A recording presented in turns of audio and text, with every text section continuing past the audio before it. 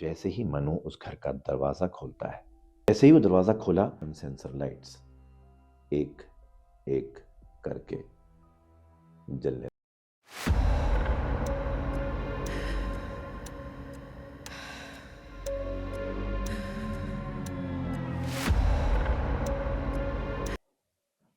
अक्सर हम movie halls में जाके हॉरर मूवीज देखते हैं, और जब हम वहां पर थोड़े से डर जाते हैं, फ्राइटन हो जाते हैं, तो एक इत्मीनान होता है कि अपने घर, अपने सेफ्टी नेट में वापस जाना है।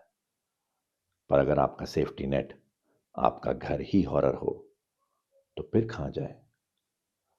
आज की कहानी इसी बारे में है, रेंट एग्रीमेंट। ये कहानी है नमित और मनीषा की। नमित और मनीषा एक रेगुलर कपल जैसे हैं।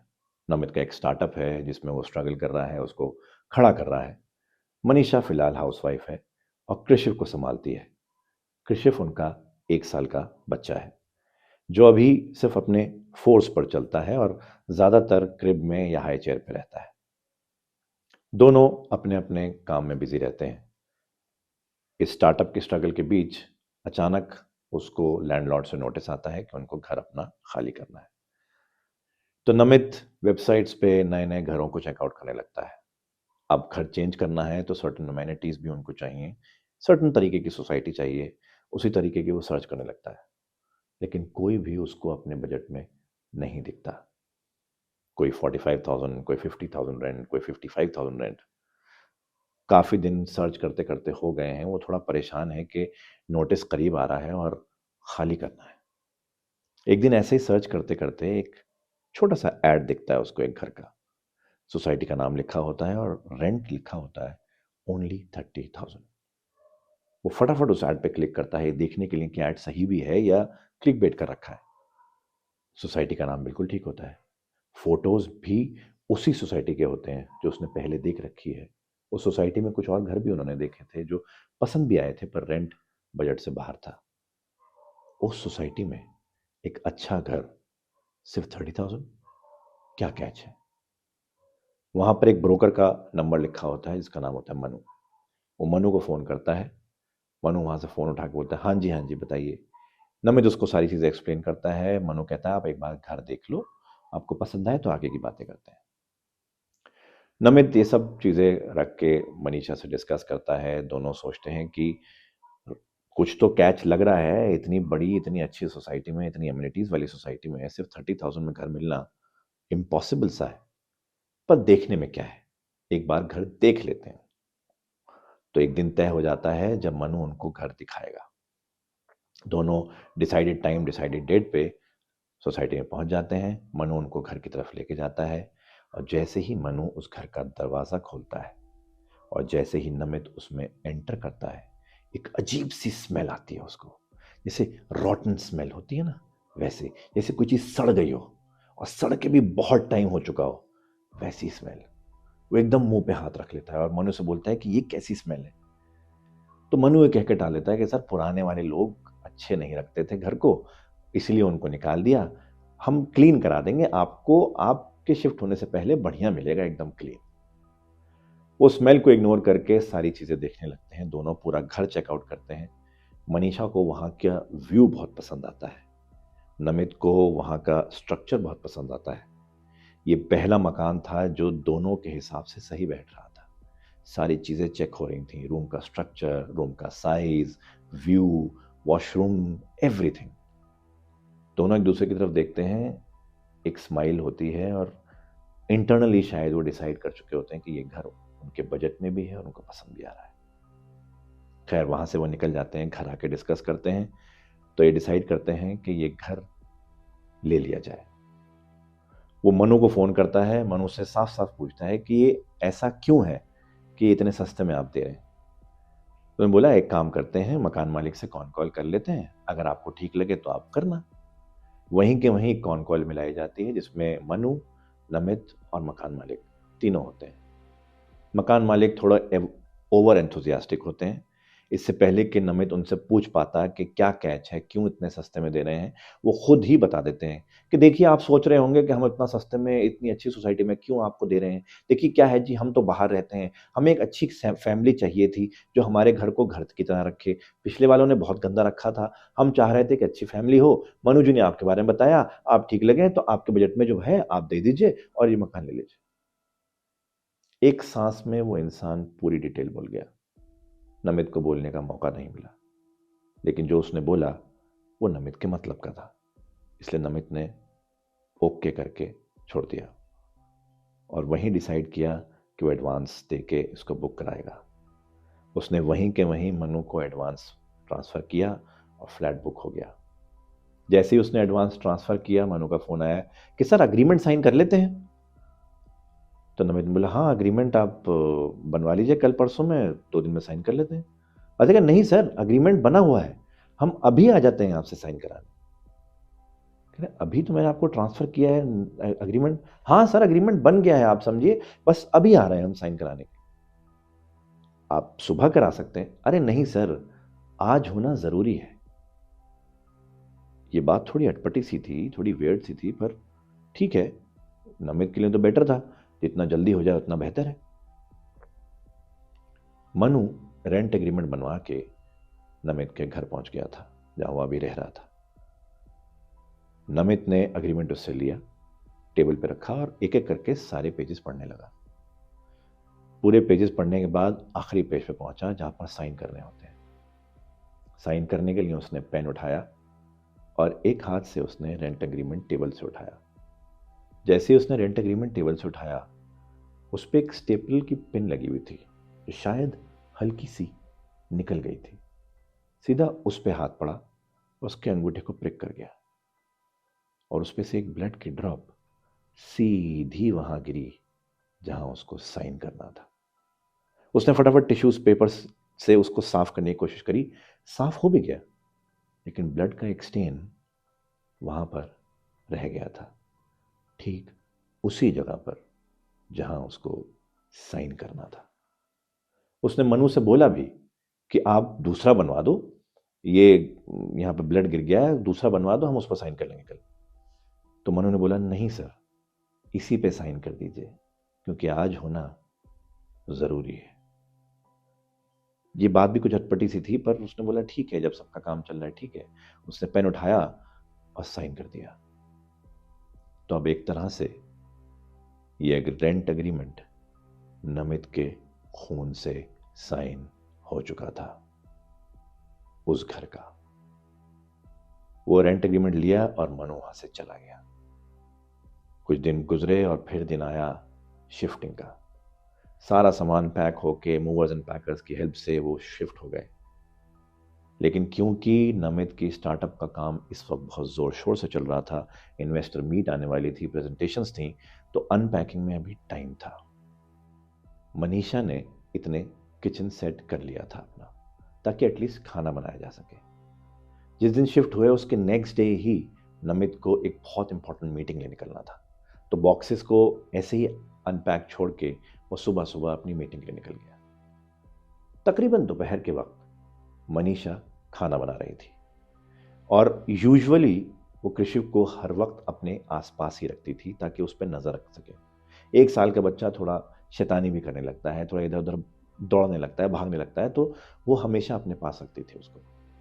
मनीषा किचन में खाना बना रही है और कृषि उसके ठीक पीछे अपनी हाई चेयर पे बैठा है, जो आगे से एक प्लेट लगा के लॉक है, जिसपे यूजुअली उसको खाना सर्व करती थी। वहां बैठा है, वो अपना खिलौनों से खेल रहा है, मनीषा खाना बना रही है कि अचानक मनीषा का दुपट्टा यूं खींचा और उसकी गर्दन एकदम से खींच गई। उसने बड़ी मुश्किल से उसको पकड़ा और अपने दुपट्टे को ढीला किया। थोड़ी खांसी, और जब उसको होश सा आया तो एकदम से पीछे पलटी, तो कृषिव अपनी हाई चेयर पे नहीं था। कृषिव हाई चेयर के नीचे खड़ा था, जमीन पे खड़ा था 1 साल का बच्चा, और उसके हाथ में मनीषा के दोनों दुपट्टे का दोनों एंड था। अब यहां 2 सवाल आते हैं कि कृषिव अपनी हाई चेयर से उतरा कैसे। और अगर किसी तरह से वो उतर भी गया तो क्या कृषि में इतनी ताकत है कि वो अपने मां का दुपट्टा इतनी जोर से खींच पाए कि उसका गला घुट जाए? मनीषा ने अपना वहम समझ के उस वक्त ये बात आई गई कर दी और कृषि को गोद में उठाया। बोला, बेटा इतनी शैतानी क्यों करते हो आप? ऐसे कैसे उतर गए? मम्मा को परेशान कर रखा है आपने। ये कह के वो उसको कमरे में ले गई और वहां उसको लिटा दिया। रात में जब नमित घर आया तो मनीषा चाहती थी ये बात डिस्कस करना, पर नमित आजकल बहुत लेट घर आ रहा था, थोड़ा परेशान भी रहता था, तो मनीषा ने ये बात डिस्कस ना करना ही बेहतर समझा। उस रात दोनों सो गए। नमित की आंख तकरीबन 3 बजे के आसपास अपने आप खुली। उसकी आंखें खुली और अपनी आंखें एडजस्ट कर रहा था। आंखें जब उसकी एडजस्ट हुई अंधेरे में तो उसने देखा कि वो अपने लिविंग रूम में खड़ा है। लिविंग रूम में खड़ा है? वो तो सो रहा था अपने बेड पे। लिविंग रूम में कैसे पहुंचा? वही चल के? ये कैसे पॉसिबल है? ये कुछ अजीब सा था। और लिविंग रूम की जिस दीवार के सामने वो खड़ा था वहां तो उन्होंने टीवी लगवा लिया था, टीवी माउंट हो चुका था।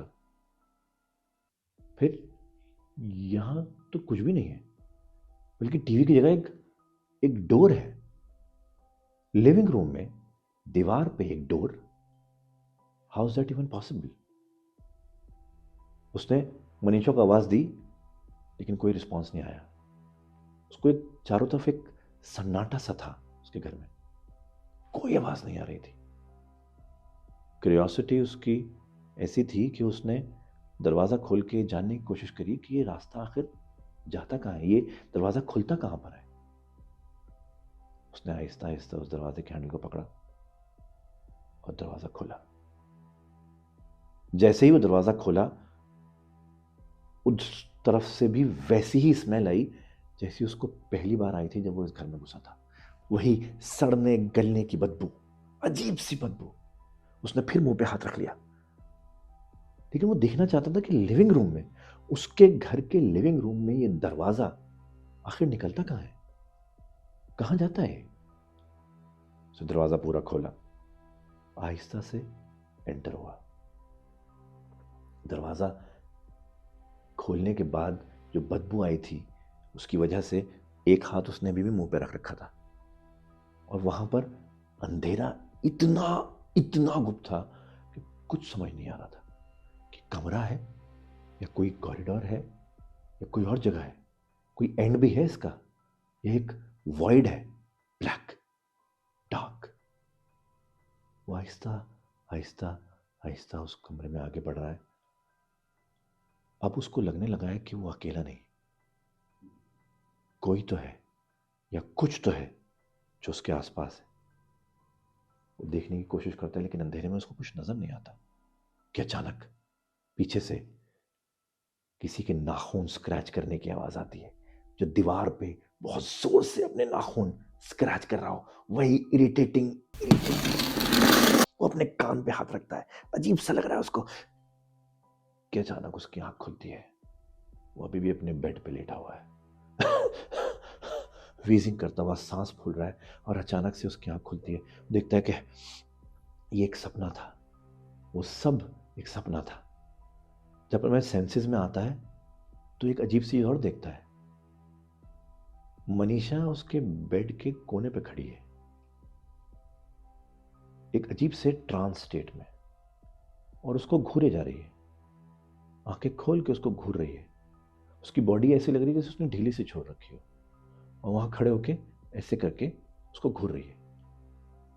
मनीषा, मनीषा। कोई रिस्पॉन्स नहीं है। वो अजीब से ट्रांस स्टेट में खड़ी है और उसको घूरे चली जा रही है। एक तरफ वो सपना जो उसने अभी देखा, वो रूम, वो स्मेल, और फिर मनीषा का ऐसा होना, ये सब क्या हो रहा है कि अचानक दूसरी तरफ से कृषिव के रोने की आवाज आती है। जैसे कृषिव के रोने की आवाज आती है, दोनों अपने सेंसेस में आते हैं, मनीषा भी और नमित भी, और दोनों बच्चे की तरफ भागते हैं। मनीषा उसको गोद में उठाती है, दोनों उसको चुप कराने लगते हैं, और इस चुप कराने में, कृषिव को संभालने में, फिर से वो दोनों एक दूसरे से इस इंसिडेंट की या कोई भी ऐसे इंसिडेंट की बात नहीं करते। वो एक दूसरे से कुछ भी बात नहीं कर रहे जो उन दोनों के साथ हो रहा है। मनीषा के साथ वो किचन वाला इंसिडेंट और इसका ये सपना, दोनों में से किसी को नहीं पता एक दूसरे के बारे में। लेकिन ये कुछ अजीब था, पहला इन दोनों ने ऐसे कभी महसूस नहीं किया था।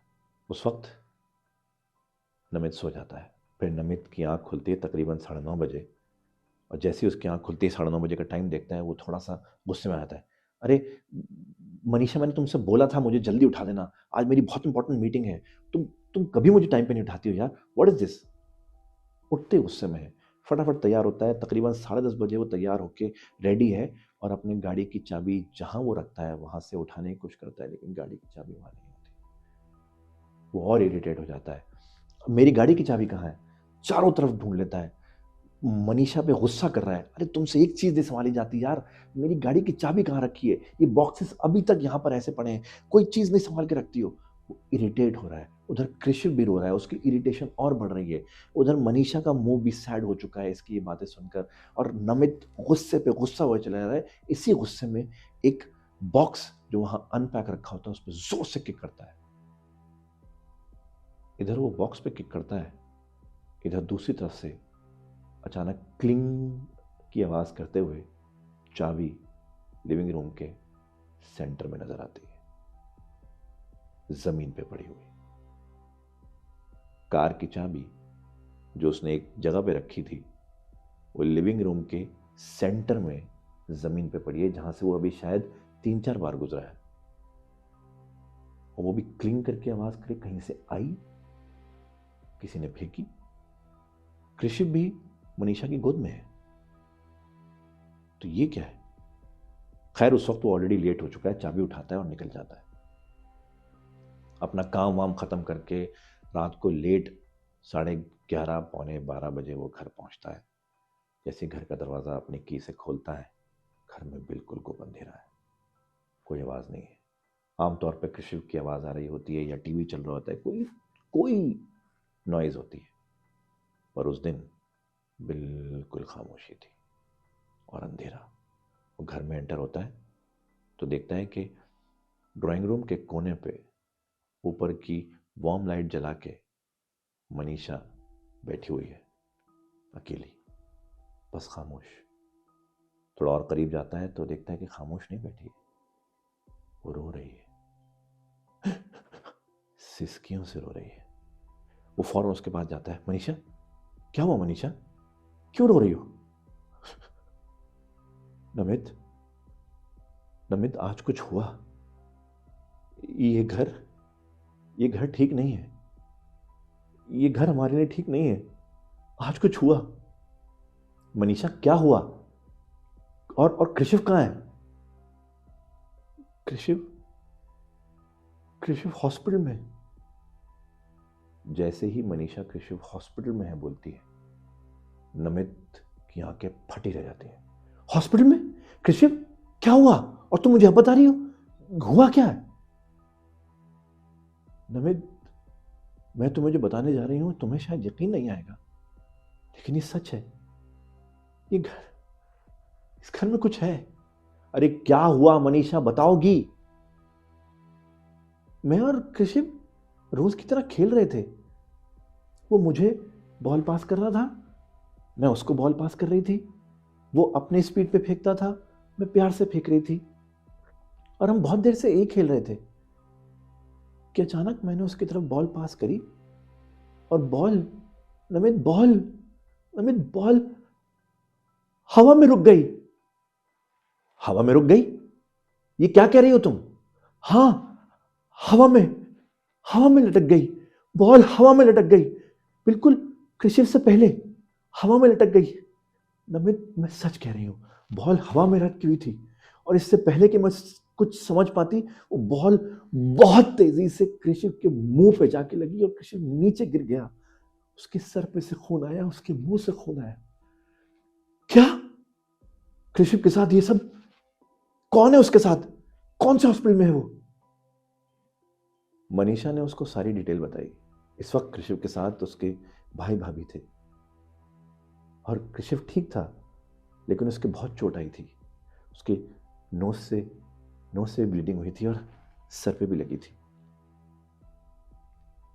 मनीषा जब ये बात बता रही थी तो नमित के पैरों तले जमीन निकल रही थी। नमित समझ नहीं पा रहा था कि ये सच भी है। तब वो डिसाइड करता है मनीषा को वो सब बताना जो उसके साथ हो रहा था। मनीषा, मुझे लगता है तुम सही कह रही हो। और फिर वो सारे इंसिडेंट जो उसके साथ हुए थे वो मनीषा को बताता है। दोनों मिलकर डिसाइड करते हैं कि अब इस घर में रहना ठीक नहीं है, ये घर को फौरन छोड़ना पड़ेगा। फैमिली की सेफ्टी से बढ़ के कुछ नहीं है, इस घर को फौरन छोड़ना पड़ेगा। नमित मनीषा से बोलता है कि वो फौरन कृषि के पास जाए और नमित जितना सामान हो सकेगा उसको पैक करके 1 घंटे में उससे मिलता है। हालांकि मनीषा इस बात को मना करती है। मनीषा कहती है नहीं, दोनों साथ में जाएंगे। लेकिन नमित बोलता है नहीं, इस वक्त कृषि को उसकी जरूरत है, तो वो जाए, सामान सारा जितना जरूरत का होगा नमित लेके आ जाएगा। मनीषा घर से निकल जाती है। नमित दरवाजा बंद कर देता है और अपने रूम में जाके सारी चीजें पैक करने लगता है। ये वो घर था जहां कुछ दिन पहले वो शिफ्ट हुए थे। बस कुछ ही दिन हुए थे, मुश्किल से 2 हफ्ते। इस घर में उन्होंने ऑलरेडी अपने हिसाब का बहुत सारे काम करा दिया था। वॉलपेपर्स लगवा लिए थे, मोशन सेंसर लाइट्स लगवा ली थी, शैंडलियर लगा लिया था, सब कुछ सेट कर रहे थे। और अब इस घर को अचानक से छोड़ के जाना पड़ा है। नमित ये सब सोचते सोचते फटाफट अपना सामान पैक कर रहा है। सामान पैक करके जैसे ही दरवाजे की तरफ आता है, खोलने से पहले सारे घर की लाइट अपने आप बंद हो जाती है। बिल्कुल गुप अंधेरा।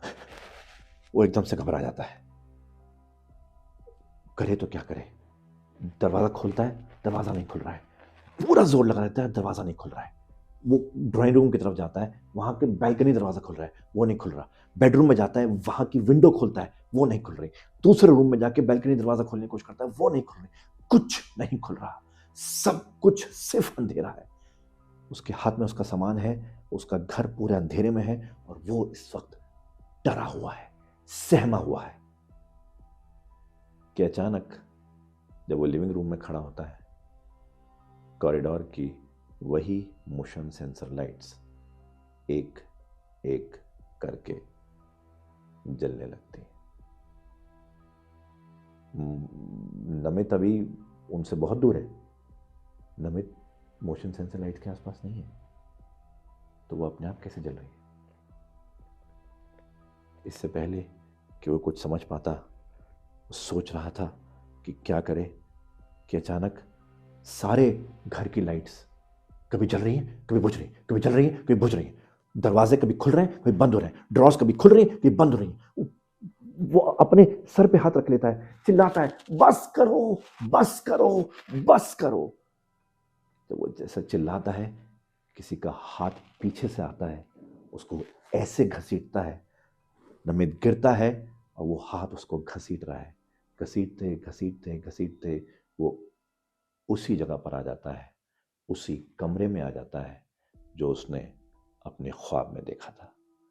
वही लिविंग रूम, वही दरवाज़ा जो वहाँ एग्जिस्ट नहीं करना चाहिए उस दीवार पे, वही रूम जो बिल्कुल अंधेरा रूम होता है और वही गंदी रॉटन स्मेल। वो उसको अंदर खींचता है, वो दरवाज़ा बंद होता है और वो दीवार पूरी सील हो जाती है।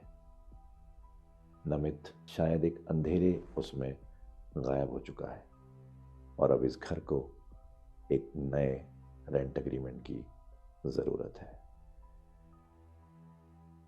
ये थी रेंट एग्रीमेंट कहानी। अगर आपको ये कहानी अच्छी लगी तो लाइक ज़रूर कीजिएगा और चाहते हैं कि आपके दोस्त भी ये सुने तो शेयर ज़रूर कीजिएगा। और अगर आपको ये कहानियाँ और अच्छी लगें, ऐसी और कहानियाँ हमारे चैनल पर अच्छी लगी हैं तो सब्सक्राइब ज़रूर कीजिएगा। सुनते रहिए द डर डायरीज मेरे यानी अहमद फराज के साथ।